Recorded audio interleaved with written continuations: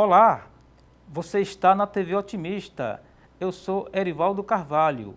Este é o programa Política. Hoje vamos bater um papo com a pós-doutora em Direito Civil, professora Joyziane Bezerra de Menezes. Quais as perspectivas do direito civil brasileiro? Como a atual legislação acolhe temas como cuidado e vulnerabilidade? Vamos falar sobre o primeiro Congresso de Civilistas, que acontece em Fortaleza. Ainda, o mercado de trabalho e a atuação de novos profissionais. Agora, no programa Política, estas e outras questões.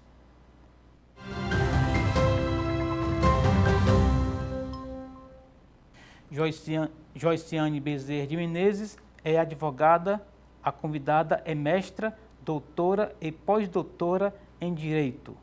Joyziane é professora universitária na Universidade Federal do Ceará, UFC, e também na Universidade de Fortaleza, Unifor.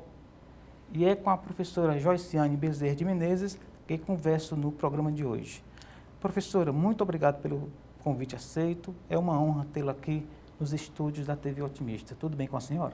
Tudo bem, Erivaldo. É uma alegria para mim, porque nesses últimos meses você tem recebido com muito acolhimento os artigos, as reflexões que venho fazendo e publicado no jornal, que hoje é um jornal de grande circulação entre nós. Muito obrigada. Legal. Inclusive, daqui a pouco a gente vai lembrar um pouco de alguns temas que a senhora escreve para o nosso público no jornal O Otimista, que colabora muito com a reflexão. São textos, reflexões, são pensadas, né? Muito qualificadas e que têm uma enorme aderência com a nossa audiência. Professora, a senhora é uma das mais renomadas civilistas em atuação, é professora da UFC, da Unifor, tem aí um currículo impressionante, né? E é uma militante da causa, porque eu acredito que a escolha de uma profissão tem a ver também com paixão, né? E queria que a senhora falasse um pouco dessa formação da senhora como civilista. Bom, de fato, acho que a maior graça é você desenvolver uma profissão pela qual você tem paixão. Outro dia uma colega me perguntava qual era o meu hobby, né? E eu tive dificuldade de responder porque uma das coisas que eu mais gosto é pensar sobre como os institutos que gerem a nossa vida podem ser mais adequados à realidade presente. Então eu gosto muito de escrever, de refletir sobre esses temas. Então, para mim é muito prazeroso, por isso que não foi um processo de dor essa formação. Eu concluí a minha graduação na Universidade de Fortaleza, que para mim é uma referência, não só em termos profissionais, como o fundador pensava, em contribuir para a região. Essa universidade transcende isso, porque ela hoje é uma das melhores do centro-oeste para cima, ela é a melhor, sem dúvida, e uma das melhores do Brasil. E ali, a Unifor, desde muito cedo, ela já oferecia oportunidades para que você pudesse startar esse processo de formação, né? Hoje ela é uma estrutura enorme de amparo a sonhos, eu acho isso. E hoje como professora da Unifor. E eu comecei lá como aluna, terminei muito cedo e ingressei no mestrado na Universidade Federal do Ceará, que é uma outra potência, né? Também no nosso estado. E fiz o mestrado ali. E me dediquei naquele momento, mestrado em Direito Público, a públicos vulneráveis, porque eu comecei a trabalhar a minha dissertação de mestrado em posse indígena, atuando como advogado, inclusive dos índios Tremembé de Almofala. Sim. E ali, como eu já tinha essa paixão pelo direito civil desde a graduação, trabalhar a posse indígena era confrontar a posse dos códigos, que é uma posse bem diferenciada, a posse que é um instituto de direito real, um direito civil, não é? Essa que a gente conhece muito perto da nossa vida, as pessoas exercem um poder sobre o bem sem ser proprietárias ou sendo proprietárias, elas têm a posse, né? Quando você detém um bem com a intenção de tê-lo para si, mesmo sem a titulação que faz de você proprietário, você teria a posse e é um direito reconhecido. Mas no caso da posse indígena, ela tem uma feição diferente, que é uma feição dada pela Constituição. Então, no mestrado eu fiz esse estudo, porque não era um curso em direito civil.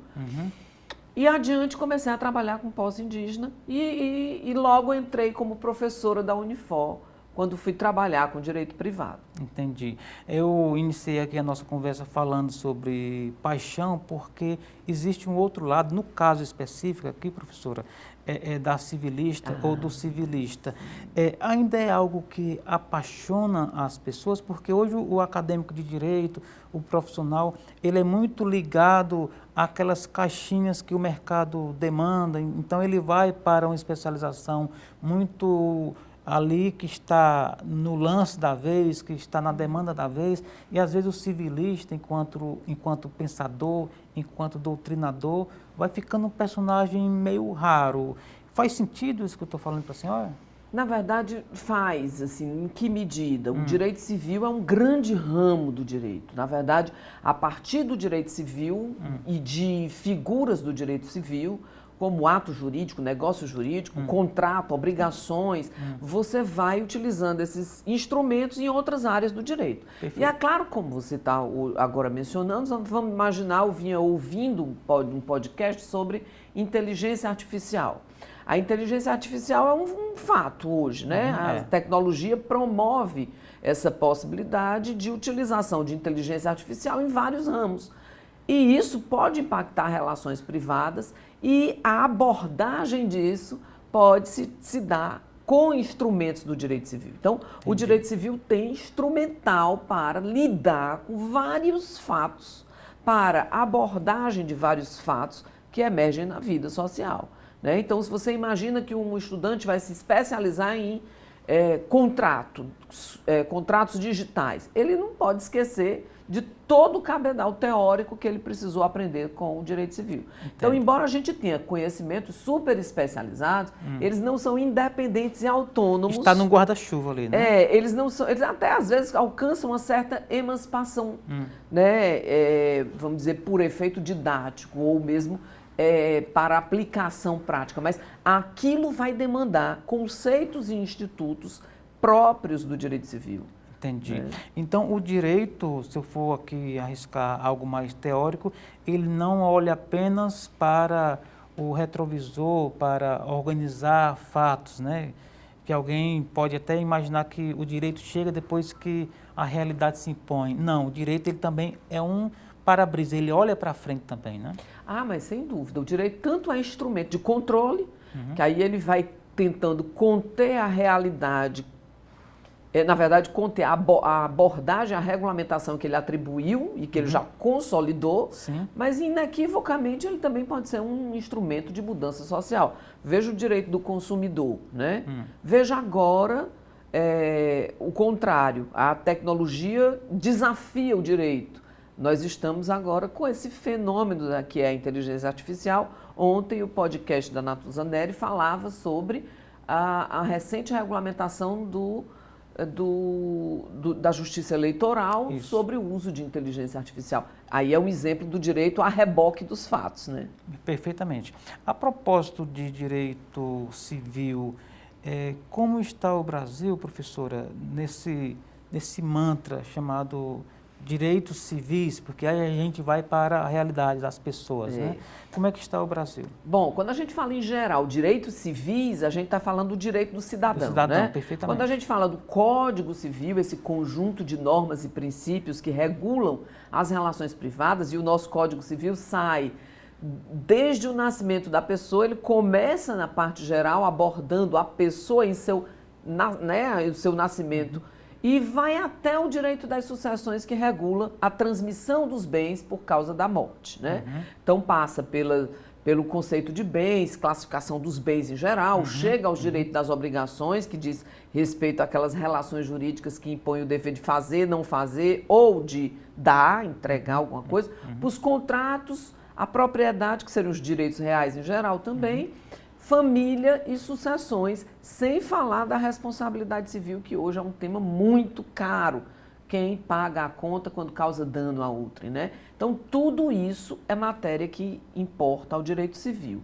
Isso. E aí vão surgindo normas assuntos, temas que vão recebendo regulamentação por leis especiais, como o direito dos idosos, o direito do consumidor, o direito da criança e do adolescente. Mais recentemente, a Lei Brasileira de Inclusão, que trata dos direitos da pessoa com deficiência. E essas leis especiais acabam sendo diferenciadas do Código Civil, porque elas têm normas, inclusive de direito processual, às vezes de direito penal, né? Exatamente. Mas, nesse momento presente, e é interessante que nós estamos aqui no programa de política, direito está imbricado com política. Totalmente. Nós estamos num processo de revisão do Código Civil. O Senado Federal instituiu uma comissão de juristas para promover uma leitura desse Código Civil a fim de apontar artigos ou fazer algumas alterações. Não é de reconstruir um código, mas de propor mudanças no que nós já temos. E essa comissão, agora há poucos dias, entregou o relatório ao Senado. E, curiosamente, algumas dessas pessoas da comissão estarão no Congresso, no primeiro Congresso AIS Civilistas. Muito bem, daqui a pouco a gente vai focar bastante nesse congresso, professora, ainda em relação vamos chamar de atualização que o Código vai passar por conta, inclusive, desse material, desse documento, que é essa comissão de pessoas de notório saber jurídico, né, se debruçou, etc., apresentou ali um documento ao Senado. Isso poderia ter sido feito pelo Congresso, juridicamente falando, ou, na média geral, o parlamentar ele não tem a técnica, embora bem assessorado, para fazer um trabalho dessa envergadura? É um trabalho muito técnico, né? Tanto que o primeiro Código Civil parte de um projeto, de uma minuta de Clóvis Bevilacqua, o segundo de Miguel Reale, né? E esse agora tem uma comissão, né? De juristas que se reuniram em um trabalho, inclusive, exaustivo para apontar essas mudanças. Então, sem dúvida, um código deve ser uma lei longeva, ela deve ser feita de maneira a perseverar ao longo dos anos. Ser perene o quanto possível, né?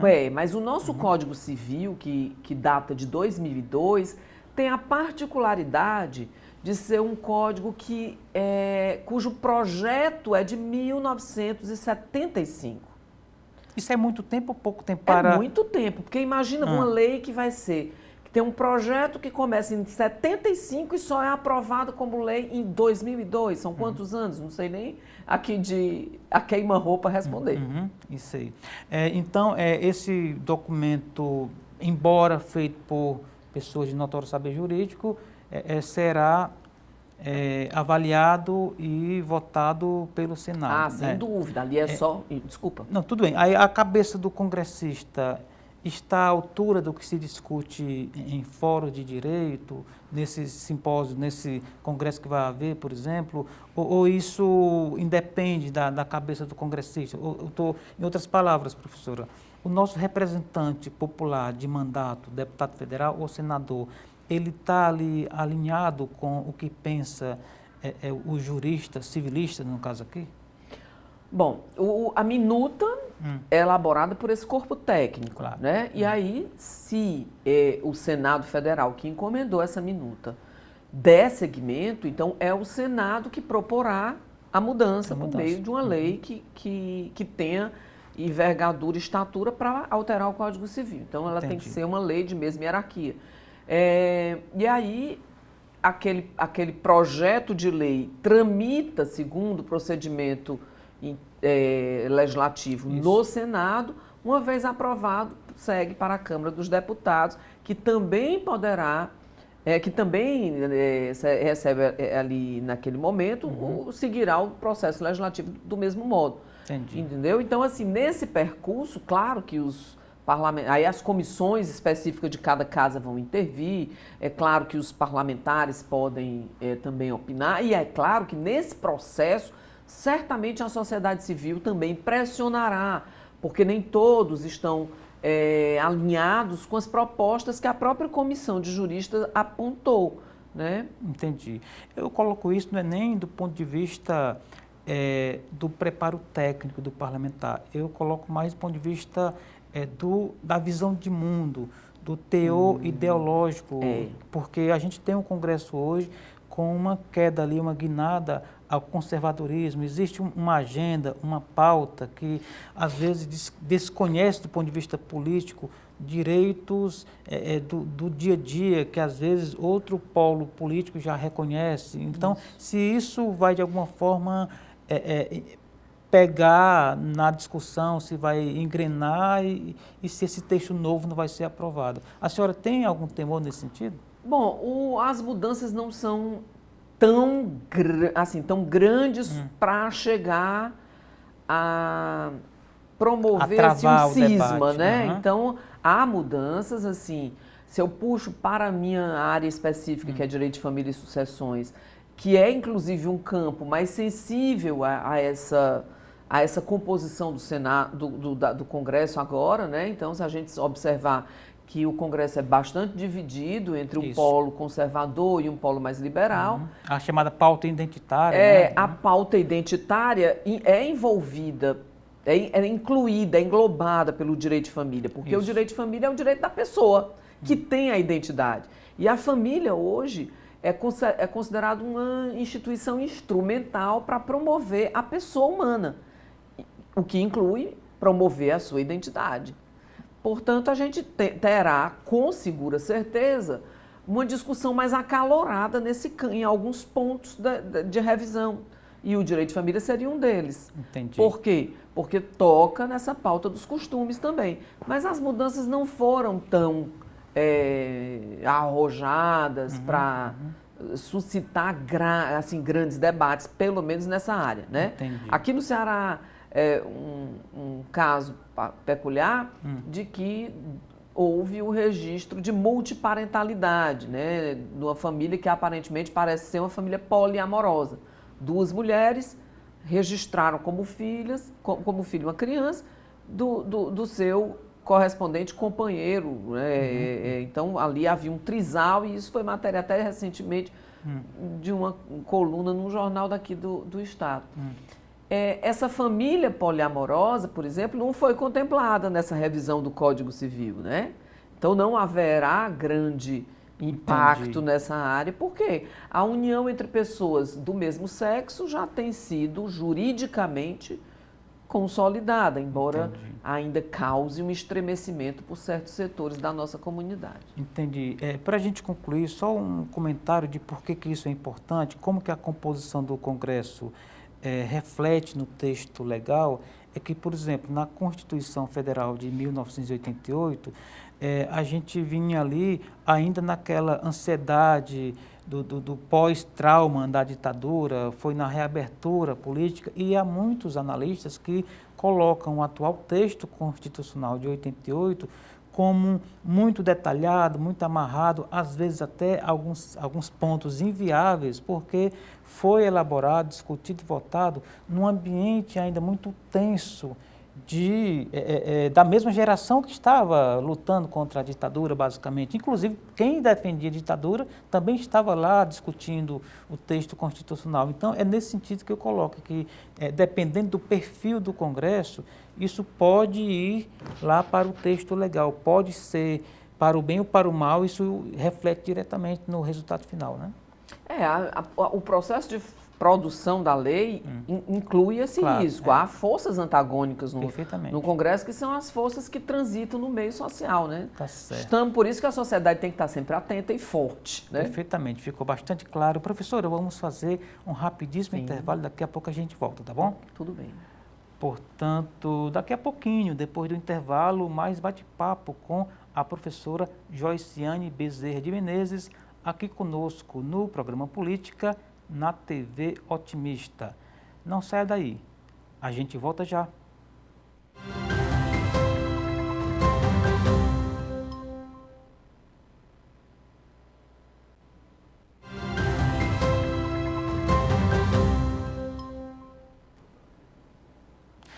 Estamos de volta para o segundo bloco do programa Política. Você está na TV Otimista, eu sou Erivaldo Carvalho. A gente recebe hoje a professora pós-doutora Joiciane Bezerra de Menezes, também professora universitária e está na internet. Professora, quem quiser lhe encontrar nas redes sociais, como é que faz? O Instagram, @Joiciane Menezes. O nome na forma como se lê aqui o meu nome. Muito bem. A senhora está entre os organizadores, né, e organizadoras de um importante congresso que vai acontecer aqui em Fortaleza, o primeiro Congresso Civilista.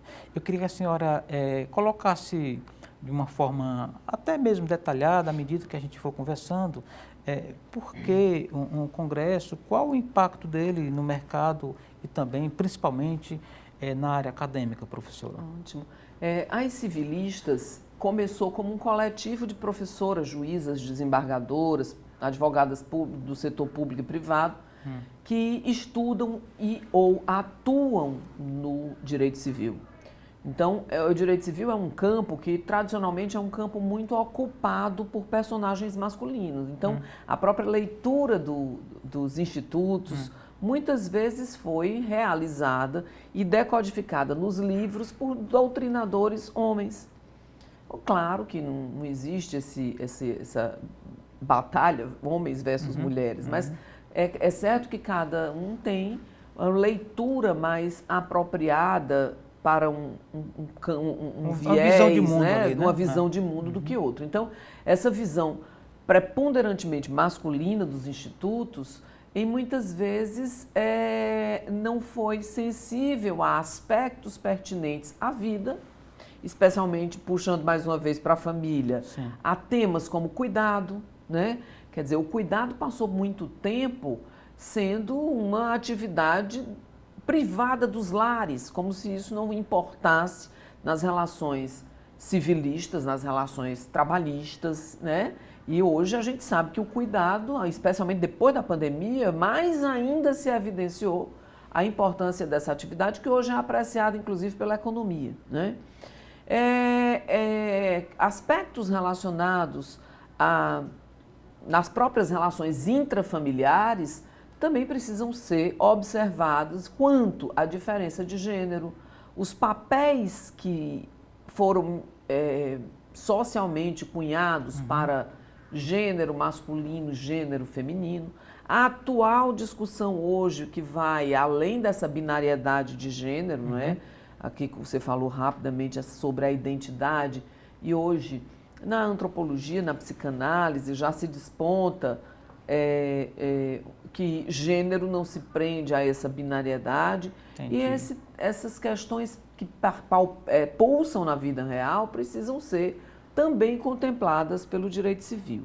Então, é um grupo de mulheres que tem uma trajetória forte na área do direito civil e que estão dispostas também a reivindicar espaços, né? Fazendo, inclusive, ecoar o Objetivo de Desenvolvimento Sustentável da Agenda 2030 da ONU. Entendi. As mulheres são, no caso do direito, mais da metade dos inscritos na OAB, na Ordem dos Advogados. Nas salas de aula, há um público feminino bastante significativo, às vezes até majoritário, e essas mulheres ainda não estão ocupando espaços de poder de decisão. Entendi. Tampouco um protagonismo desse direito civil conjuntamente com os colegas homens. Então, na verdade, é um momento em que essas mulheres reivindicam espaços nos eventos, nos projetos de pesquisa, nos espaços públicos de decisão e também nos espaços acadêmicos. Entendi. Professora, me parece que há uma espécie aí, colocando de uma forma bem superficial, uma espécie de reparação histórica na posição da mulher em ocupar os espaços.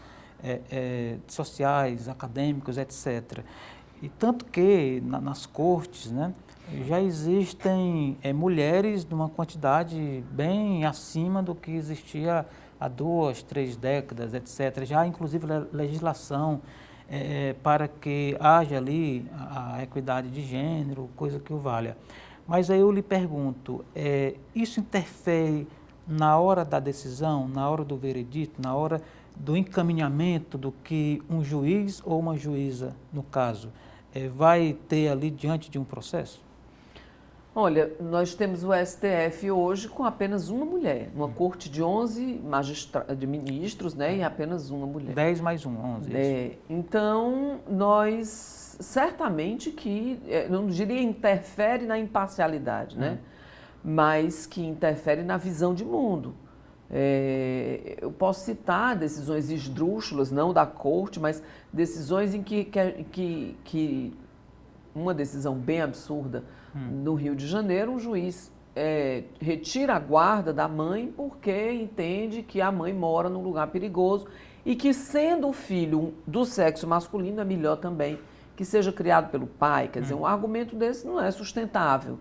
Não é? Outra coisa importante que hoje virou recomendação na norma administrativa é o julgamento com protocolo, o protocolo de julgamento com perspectiva de gênero. Às vezes, os processos que tramitam no judiciário têm subjacente à discussão jurídica uma pressão ou um aniquilamento de subjetividade ou uma redução do poder de autodefesa em função dessa assimetria de gênero. Entendi. E é interessante considerar isso. Hoje isso não é considerado apenas por um julgador do sexo feminino, porque hoje isso é uma norma administrativa a ser seguida pelo próprio julgador, seja ele qual gênero for. Mas é interessante saber que o julgador, ele não se desloca, ele não consegue se descolar da pessoa que ele é. Que ele é uma figura histórica ali, né? Ainda que na decisão ele tenha que fundamentar toda a sua decisão, né, naquele processo. Entendi. Sobre isso, mas assim, desviando um pouquinho o foco, professora, pela sua experiência acadêmica e também de escritório, de batente ali no dia a dia, né, do direito, como se fala, é mito ou é verdade, e aqui é direito penal, é mito ou é verdade de que, por exemplo, um homem acusado de estupro, ele vai ter mais sucesso, digamos assim, na causa dele de defesa, se for uma advogada que vai defendê-lo e não um advogado?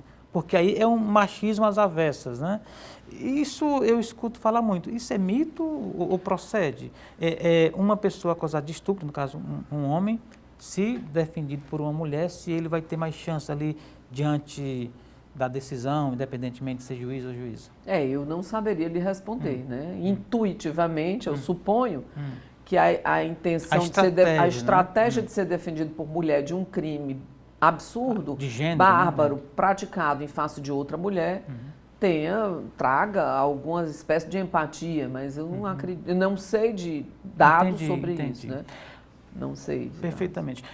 Voltando ao Congresso, rapidamente a gente quase ia citando alguns nomes de expressão nacional que estarão nesse simpósio, nomes locais, por favor, faça aí. Bom, então são muitos nomes que virão à Fortaleza neste dia, nesses 3 dias, de 6 a 8 de março. Nós temos 8 painéis de conferências e palestras, temos 4 mesa-casts e ainda temos uma tarde com 4 grupos de trabalhos temáticos discutindo os artigos que foram submetidos e aprovados, submetidos por juristas do Brasil inteiro. Entendi. Dentre as palestrantes e conferencistas, eu começo pelas conferencistas e tenho o nome da professora Maria Celina Bodan de Moraes, que é professora da Universidade do Estado do Rio de Janeiro e da PUC do Estado do Rio de Janeiro, e que é a mais citada, mulher mais citada na América Latina. Em bibliografia? Em artigos, referências, decisões. Então, ela, sem dúvida, é uma das bases do referencial teórico do direito civil contemporâneo, né? Entendi. Nós temos a professora da Universidade de Camerino, da Itália, chamada Maria Cristina De Tico. Essa traduziu um dos livros bem importantes também para o direito civil, que é um livro, Direito Civil na Legalidade Constitucional, que oferece base teórica para que o direito civil seja analisado no contexto dessa unidade, né? O direito civil conforme a legalidade, conforme os valores constitucionais. Judite Martins Costa, que é foi professora da Universidade do Rio Grande do Sul e hoje é uma das árbitras mais influentes do Brasil. Também trabalha com direito civil e é um dos nomes que integram assim, a bibliografia, a biblioteca do direito civil. Entendi. E Heloísa Helena Barbosa cumpriu seu mandato agora como diretora da Faculdade de Direito da Universidade do Estado do Rio de Janeiro. E vários outros nomes. Maria Berenice Dias, que está na... Que é gaúcha também, né? É gaúcha e que também é responsável, em parte, assim, também construiu esse direito de família renovado. Ela está na comissão dos juristas, revisores do Código. Maria Cristina Santiago, da Paraíba, também está na comissão de juristas e estará conosco.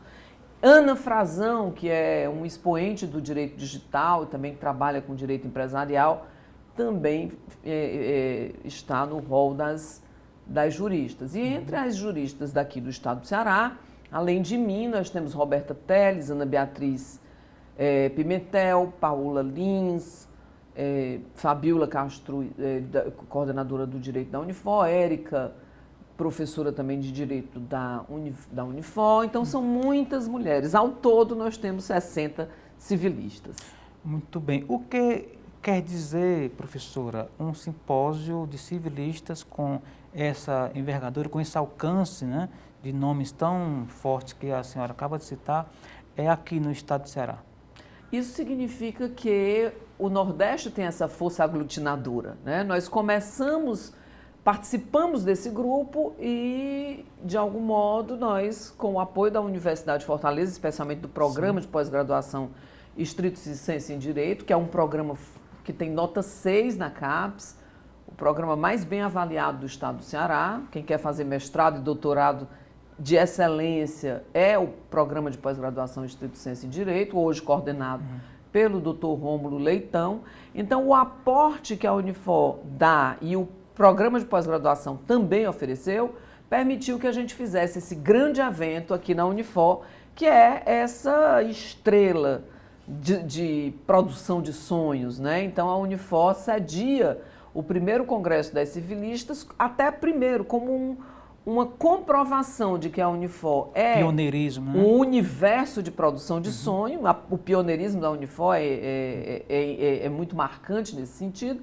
E também porque nós conseguimos aglutinar e organizar esse evento, né? Então, tomamos a frente para isso, não sozinhos. Nós temos uma comissão de cerca de 20 pessoas envolvidas na organização desse evento. Perfeitamente. Não é uma pergunta retórica, mas eu preciso fazer. O público alvo são mulheres, mas que homens também podem participar, né? O público é o aplicador do direito em geral. Né? Essa dúvida é interessante, essa pergunta é super pertinente, porque pelas redes sociais muitas pessoas perguntaram: o evento é só para mulher? Claro que não. O evento é para as pessoas que trabalham direto ou indiretamente com esse tema. Todos aqueles que atuam nas áreas do direito, também áreas circunvizinhas, como psicólogos, sociólogos, também estão muito bem, serão muito bem recebidos e as discussões serão pertinentes ali.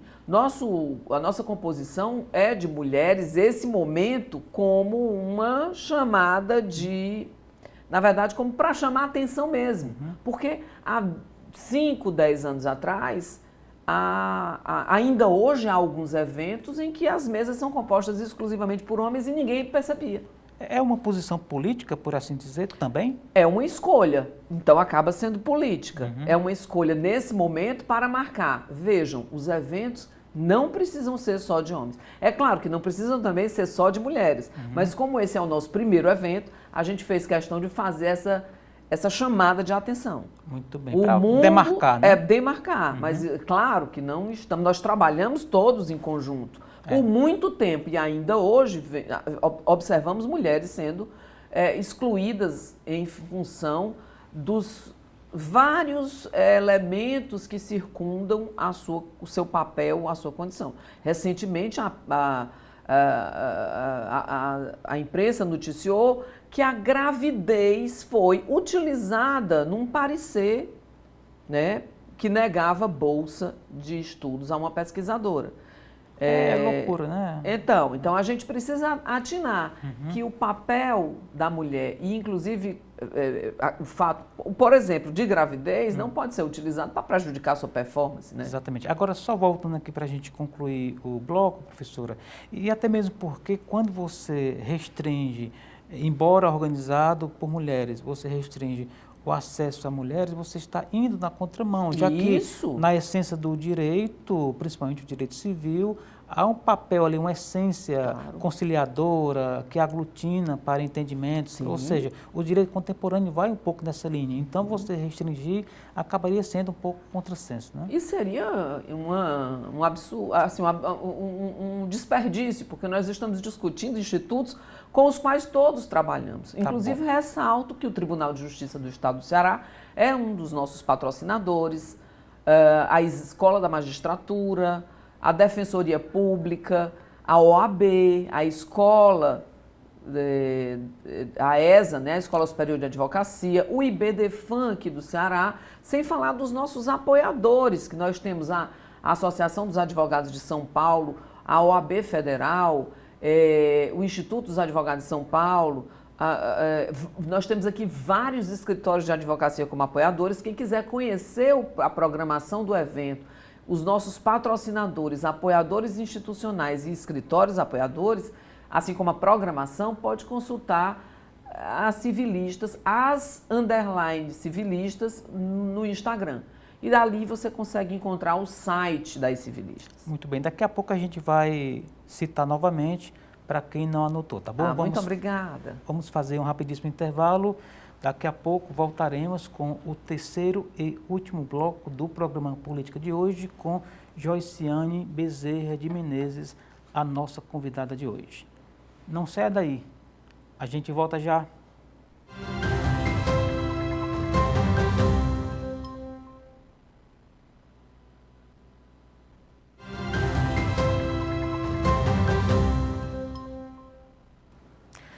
Estamos de volta para o terceiro e último bloco do programa Política de hoje.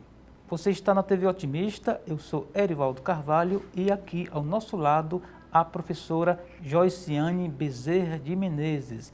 Ela é professora universitária, uma das organizadoras do primeiro Congresso de Civilistas, que também é aberto a operadores do direito, profissionais de todos os sexos, de todas as identidades. Isso. E também está na internet, né? Tanto a senhora no Instagram, como também quem quiser saber mais detalhes sobre o Congresso. Como é que faz, professora? O Congresso você pode encontrar informações pelo Instagram no perfil as_civilistas. As_civilistas. Tem a programação lá? Lá você vai encontrar o caminho para achar a programação, porque o site das civilistas é www.ascivilistas.com.br. Muito bem. Professora, o direito de família, até falávamos aqui de uma das convidadas, né, do Congresso, cresceu bastante nos últimos anos. E isso se deve a quê? A uma demanda social, a cabeça do legislador, o julgador. Me conte um pouco desse up, né, que o direito de família teve nos últimos anos.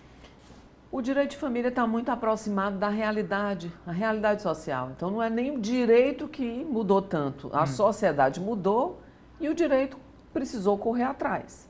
Mas não a partir de leis, muito menos pelas leis. Houve aqui, e inclusive no nosso evento haverá um painel sobre isso, a jurisprudência como fonte do direito. Algumas leis, sem dúvida, fizeram mudança. Então, o direito da pessoa com deficiência, por exemplo, há uma lei brasileira de inclusão da pessoa com deficiência, que é um exemplo no qual o direito promove mudanças. A gente vê uma resistência da sociedade a partir do capacitismo que ainda impera. Por gentileza, o que é capacitismo É para quem não que está ligado? quem tem alguma deficiência, sobretudo intelectual, não tem capacidade nem aptidão. Como se fosse um preconceito do mercado ali, É né? um preconceito até das famílias, de achar que uma pessoa, a partir de um diagnóstico de deficiência intelectual ou psíquica, não pode realizar, não pode se posicionar, não pode interagir. Houve uma época em que esses entes eram escondidos das famílias. Isso, Né? às vezes na nossa geração, na nossa infância, era comum ver parentes dos nossos amiguinhos escondidos nos quartos, porque era um objeto de vergonha, né? Então, a lei visa incluir essas pessoas em condições de igualdade. E a sociedade resiste, de algum modo. É claro que muito avanço aconteceu, mas ainda há resistência. Entendi. E o direito de família, o direito de família mudou, em parte, por decisões. Vejam só, o reconhecimento da união estável entre pessoas do mesmo sexo vem de decisões jurisprudenciais. O reconhecimento do critério da socioafetividade para criar parentesco vem de decisões judiciais. Mais recentemente, a união estável, que é essa união de fato, né, entre as pessoas, que acontece como as flores nascem na primavera, né? Aqui no nosso Ceará não tem primavera, mas elas nascem mesmo assim. E isso com todos os direitos para qualquer um, como que... Isso, mas assim, a união... repercussões legais... com repercussões exatamente parecidas com a do casamento. Mas não é casamento. E, no entanto, também da jurisprudência vem a equiparação de regime sucessório para quem vive união estável, para quem vive em casamento. Então, muitas mudanças no direito de família vêm pela tentativa das pessoas exercerem os seus direitos no judiciário e o judiciário responder. Entendi. Porque, como no começo, no primeiro bloco, você mencionou, o nosso Congresso é tão dividido e há uma preponderância de parlamentares conservadores, né? Como é que eles poderiam promover leis, né, elaborar e deixar seguir até a aprovação leis que viessem a promover uma inclusão dessa? Muito difícil. Por falar em conservadorismo, professora, como é que está, eu suponho, delicada, essa relação entre união homoafetiva e adoção? Não, tranquilo, porque o que vai acontecer aí pode ser no plano do preconceito, mas isso. A norma, na verdade, a própria também jurisprudência acolhe tranquilamente a adoção por casais. Isso já também tem regulamentação na medida em que uma pessoa solteira pode adotar e não se questiona o gênero ou a orientação sexual da pessoa que vai adotar. E também diz a lei que a pessoa casada, o casal casado, né, o caso seria a adoção conjunta, pode adotar. E hoje é possível o casamento entre pessoas do mesmo sexo. Não porque uma lei estabeleceu assim. E nome social também, etc. Hoje você já tem norma que garante o nome. Né? Então, mas na própria lei também já garante o uso do nome do padrasto. Né? Então, a gente observa um conjunto de fontes de direito promovendo essas mudanças, chancelando essas mudanças no direito civil de família. Entendi. Tanto lei quanto jurisprudência a partir do forte protagonismo da doutrina. Você falou da Maria Berenice Dias. A doutrina da Maria Berenice Dias acabou lastreando, fundamentando muitas decisões. E ela estará no nosso evento. Muito bem. Que, salvo engano, tem uma referência ali, inclusive constitucional, da história da condição humana enquanto referência para essas decisões, né? etc. A dignidade da pessoa humana. Né? A dignidade da pessoa humana é um princípio geral, mas que permite a que conheça valor à pessoa. E norteia direitos, né? Norteia. Na verdade, o princípio ele fundamenta muitos dos direitos fundamentais. Então, pela dignidade, pela igualdade, todos são iguais, eu não posso malferir o direito que a pessoa tem de se autodesenvolver, o que envolve a orientação sexual. Muito bem. Esse terceiro bloco está mais curto, professora. Eu queria levantar mais alguns pontos rapidamente e deixar um tempinho para a senhora reforçar alguns pontos. Eu queria saber, pela experiência de vida, pela paixão a que nos referimos no início do programa, como é que está a cabeça do acadêmico de direito? Aquele que escolhe ali fazer direito, não conhece muito, às vezes tem um parente ou próximo ou distante, né, que já milita na área. E temos também muitos cursos, né, de direito. Eu queria que a senhora comentasse como é que está essa perspectiva profissional. O direito continua atraindo muitos estudantes. Embora a gente hoje tenha novas profissões desafiando e atraindo, se posicionando no mercado, atraindo muita gente, o direito, que é uma profissão, que é um curso que habilita uma profissão tão antiga, continua também, inclusive atraindo os candidatos, né, continua entre os mais procurados das universidades. Sim, nós temos muitos cursos de direito, mas nem todos têm a mesma qualidade, né? Isso é algo a se pensar, porque o estudante vai passar 10 semestres estudando. São 5 anos da vida.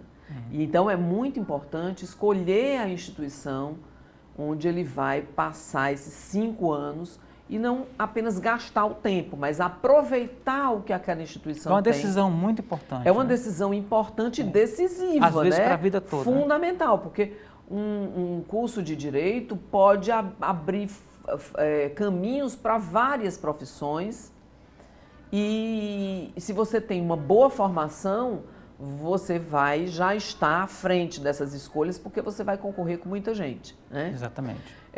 Mas eu acredito que atraia não apenas pelas inúmeras oportunidades de concurso, como também pelas possibilidades da atuação como advogado. E aí sim, eu que sou de uma outra geração, posso dizer que há hoje uma mudança na forma como as pessoas vêm organizando a sua atuação profissional como advogados. A gente hoje tem desafios desafios que nos conduzem a escolhas, né? Entendi. Então hoje não tem como você ser um generalista, você tem que ter uma formação boa no curso. Por exemplo, no direito civil você tem que ter uma excelente formação no conteúdo geral, quando você quer atuar apenas no direito das famílias, ou quando você quer trabalhar só com direito das sucessões, ou hoje você pode trabalhar com direito digital, que nasce aqui no direito civil. A comissão, inclusive, oferece, tem um capítulo no nosso código, quer dizer, vai inserir um capítulo sobre direito digital, porque é inexorável. Exatamente. A importância, né? Então, hoje há uma especialização maior dos estudantes, inclusive porque eles sabem que é necessário essa expertise localizada, o mercado requer na advocacia. Quando a senhora fala em qualidade ali que vai variando de acordo com o curso, etc., a prova da OAB, ela consegue meio que nivelar, filtrar quem não tem qualidade para ir para o mercado? Porque se fala muito que a prova resolve, outros dizem não, a prova é uma formalidade. Como é que está essa discussão na Olha, na categoria? Prova da OAB tem sido um elemento, pelo menos para minimizar o efeito de uma grande gama de profissionais Evitar que saem, uma tragédia, né? Mas eu pessoalmente não vejo que ali mede conhecimento, porque o conhecimento para atuar nas diversas áreas do direito conjuga conhecimento técnico com a experiência e especialmente o saber ser. Hoje, a escola da magistratura pede, inclusive, e outras áreas, o mercado, os advogados, essa possibilidade de você também saber ser, saber trabalhar em equipe e ter esse conhecimento técnico também. E muita coisa que não está lá no código, né? Como Isso. Relacionamento humano, empatia, Sim. etc. Professor, estamos realmente chegando na reta final do programa. Eu gostaria de deixar aí uns 2 minutos, coisa assim, para a senhora enfatizar alguns pontos que queira abordar, que a gente não conversou ao longo dos blocos, e também, de preferência, pontuar, reforçar o primeiro Congresso de Civilistas que acontece em Fortaleza. Bom, muito obrigada, Erivaldo. O primeiro Congresso AIS Civilistas acontece de 7 a 8 de março na Universidade de Fortaleza. As inscrições podem ser feitas pelo Simpla, a plataforma do Simpla, SWMPLA. E esse congresso realmente vai ser uma oportunidade ímpar para você conhecer juristas importantes do país inteiro e debater temas atuais da contemporaneidade com um olhar para o futuro. Quais são as perspectivas que nós podemos vislumbrar, quais são as possíveis soluções que nós podemos construir. E nós teremos esses dias de grande ganho, de muitas discussões, que vêm sendo inclusive recomendadas por homens como o ministro Fachin, em vídeos aí na internet, vocês vão ver o convite por meio deles mesmo, de um doutrinador bem famoso chamado Nelson Rosenwald. Então nós temos os nossos colegas homens civilistas que sabem e da importância desse protagonismo feminino também, convidando e conclamando a presença. É um evento para homens e mulheres e para todos os profissionais da área do direito em geral, bem como de áreas circunvizinhas. É isso, muito obrigada. Muito bem, professora Joisiane Bezerra de Menezes. Foi uma satisfação tê-la aqui. A gente só se falava ali pela internet, trocando ideias sobre artigos, né? Não deu tempo de falar sobre os artigos, mas teremos outras oportunidades. Espero tê-la aqui conosco quantas vezes a senhora estiver disponível, tá bom? Muito obrigada pelo convite. Agradeço a toda a equipe da TV Otimista e também ao pessoal do jornal. O Otimista, né? É, o Otimista. Muito obrigada. Muito bem. Pois um excelente congresso para a senhora, para os convidados, e espero tê-la aqui outras vezes. Muito obrigado. Muito obrigada. E assim chegamos ao final da edição de hoje do programa Política. A todos o nosso muito obrigado pela companhia. Até o nosso próximo encontro. Forte abraço.